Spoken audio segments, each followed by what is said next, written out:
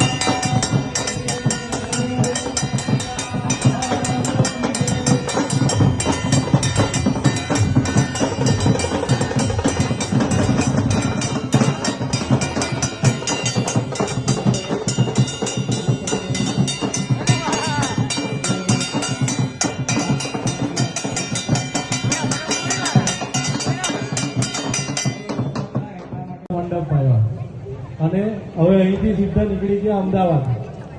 એટલે ઓમ ભગવતી ભવતુ